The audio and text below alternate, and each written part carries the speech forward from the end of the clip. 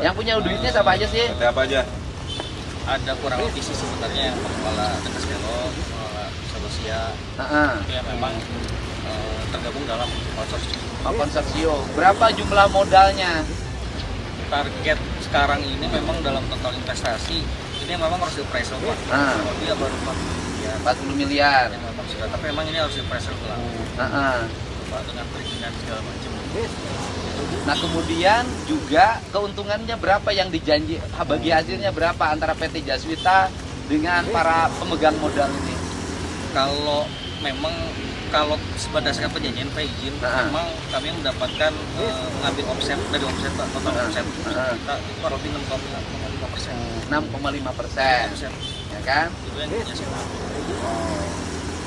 Ini yang Jaswita ambil. Yang meninggal berapa orang? Kalau di sini yang ke satu yang di bawah hanyut. Di Teko. Ya, terkait sungai ini. Ya, sama ini. Kalau yang meninggal berapa orang? Hah? Yang rumahnya hilang 6. Ya 6 ya udah rumah hilang nanti kita bangun lagi. Satu orang. Yang meninggal berapa orang? Desa Citeko. Satu orang. Ke bawah. Saya nanti nitip 50 juta ya. Siap. Bentaran sungai ini kan yang langsung ke gabung ke sana, ke Bekasi. Iya. Jadi ini kan aliran Cikamasan dengan Ciliwung. Ya, ini masuk ke Ciliwung. Iya. Ciliwung meluap. Ciliwung meluap berarti diantara pengaruhnya dari sini. Diantaranya mungkin. Makanya ke dalam Pak ada tengah-tengah sungai itu Cikamasan ada di sini. Di dalam ini. Siapa sih pimpinan PT Jaswita tuh? Kalau direkturnya Pak Wahyu Pak. Pak Wahyu. Cerita utamanya. Kami anak perusahaan Pak. Oh, Bapak anak perusahaan Jaswita. Betul Pak. Ini Jawa Barat tuh aneh-aneh aja bikin BUMD. Tapi salamnya Kang Ingan 10%. Salam 90% milik pribadi. Oh enggak, bukan Pak izin Pak. Kemarin Anda bilang gitu waktu saya ke bawah. Itu salah Pak. Ini salah Pak. Salah penjelasan Kak Dewan. Saya kemarin dengan Komisi 4 sudah ke sini. Jadi beliau menyampaikan sahamnya hanya 10%. Saham siapa? Saham Jaswita. 10%. 10%, misal 80%-nya pribadi. Ya pribadinya siapa? Hah? Ya makanya saya bilang PT Jaswita itu ya udahlah kan. Kita jadi saya pengen membantu meluruskan. So, ini ayo nggak salah. ngomong. Jadi memang kalau jadi sendiri Pak izin Jaswita itu ada 70%. Biasanya perusahaan swasta itu kurang lebih 30%. Memang dalam operasional ini investasi full memang dari investor. Karena kan kita bener kata Pak Gubernur kita iya pinjam benderanya doang. Minjem bandera. Jadi dalam sisi operasi pemerintah provinsi Jawa Barat itu. ampun Pak Gubernur. Jadi memang dalam hal ini investasi ini memang ya kita dalam kerjasamanya kita ngambil 6,5% dari omset Pak. Dari omset kita ngambil 6,5%, ya sisanya memang ada bagi-bagi lah dengan kerjasama dengan teman-teman. Kalau saya mau ekstrim ya, kalau saya pribadi ya, Pemprov Jabar itu bukan lembaga yang miskin. Kita punya uang 31 triliun. Kalau saya mah begini, bisa nggak sih dari sisi aturan aku mau lebih baik ganti ke investornya, kembalikan lagi jadi kebun. Iya. Dan mereka juga harus dituntut juga.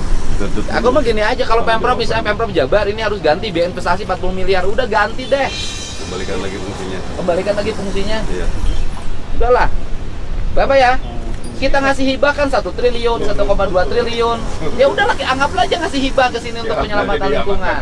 Investor tidak rugi, kita juga nggak mau rugiin orang.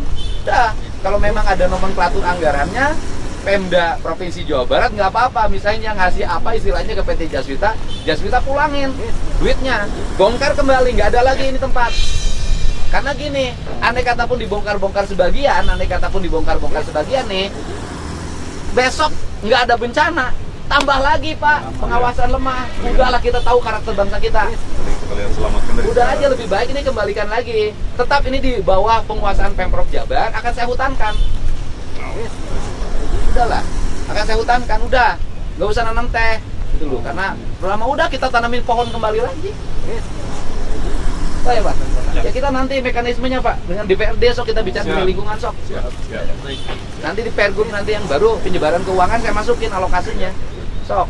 Misalnya saya kasih pinjaman modal ke Jaswita balikin itu resiko atau apa aspek yang bersifat kebencanaan. Bahwa ini solusi. Tanggal 8 kita kan. Iya, gitu loh. Daripada udahlah, hentikan seluruh proyek ini. Kalau investor merasa rugi, oke, kita hitung keperdataannya, Pemprov bisa bayar. Dan kita mengakui ini adalah kesalahan.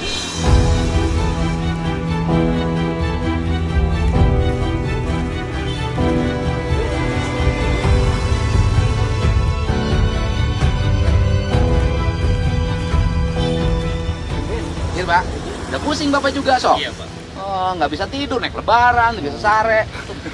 Gup, bisa bro step sebentar. Sok gimana? Ya, Sok. ini kan kalau saya melihat, saya juga memberitakan ini dari tahun 2023. Dan ini sangat diduga keras melanggar Undang-Undang Perlindungan dan Pengelolaan Lingkungan Hidup tahun nomor 23 tahun 2009 dan juga melanggar Perpres nomor 60 tahun 2020 tentang penataan kawasan Bogor. Nah, yang anehnya kenapa PBG bisa diterbitkan oleh pemerintah Kabupaten Bogor? PBG-nya terbit kapan? Udah lama ini, sebagian udah Tanya ada PBG-nya. Udah, Nggak ada. PBG. Pak Wakil. Kata ruang. Ya. Pak Wakil yang Bupati mah. Ini kan baru dilantik. Tapi Dan kalaupun saya apa? baru dilantik, Ya. kalau PBG nggak sesuai kita cabut sekarang. Siap, Bupati. Ya. Saya Dedi, Bu. Ya, jadi gini ya Bupati, saya dari pemerintah Provinsi Jawa Barat. Ini kan Jaswita ini hanya cover aja. Ya, dia menggunakan modal orang, kemudian ya sudah kalau memang bahwa saya sih jujur aja, kalau hanya dibongkar sebagian saya nggak setuju. Saya setuju ini kembalikan lagi fungsinya. Udah. Terima kasih. Alhamdulillah. Jadi kembalikan lagi fungsinya. Kemudian kalau misalnya pihak investor karena sudah mengeluarkan uang mengalami kerugian, Pemprov Jabar bersedia membayar kepada pihak investor.